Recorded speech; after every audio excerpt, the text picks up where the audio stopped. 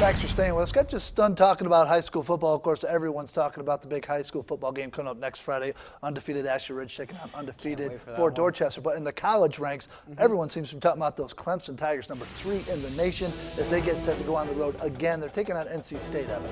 Yeah, and they really earned that ranking last week, right? Just blowing out Miami. No one saw that coming.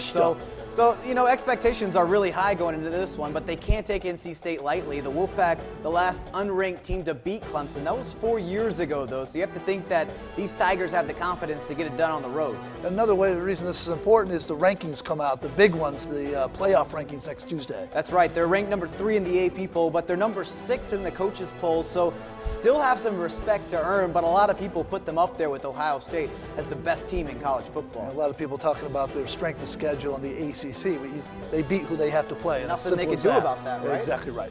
All right, let's move along to the SEC now, talking about those Gamecocks. Sean Elliott getting the Gatorade shower, but that Gatorade shower has long since dried as the Gamecocks going to face reality a bit after a week off as they go over to College Station to take on Texas A&M. The Aggies struggling a little bit, though, Evan. Yeah, that's right. They've lost 2 straight games, a home game to Alabama, a game on the road against Ole Miss. They have one of the best offenses in the nation, but we really haven't seen it, especially last week. So it'll be interesting to see if this Gamecock offense can generate something and keep the Aggies at bay. I think last season when it opened, Texas A&M just absolutely destroyed South Carolina, kind of set the tone for that season. If the Gamecocks can hang with Texas A&M, would you see that as a victory in itself, just being close? Absolutely, and it could do a lot for Sean Elliott's resume. He's trying to win this job. So a win or even a close game could do a lot for him. Kids have rallied behind him. We'll see if Coach Elliott has an answer there for the Aggies. I don't think it's going to happen. They are double-digit underdogs. All right, a little closer to home. Look at this lineup right here. Of course, the Citadel, are they the best team in the SoCon, first of all? No. They're not the best. They haven't earned it, but they have a chance to later. All right, they take on Mercer. Citadel wins this game. They continue to run downhill on guys a little bit. That's right, yeah. And then Charleston Southern with a chance to knock off the #1 team in FCS football.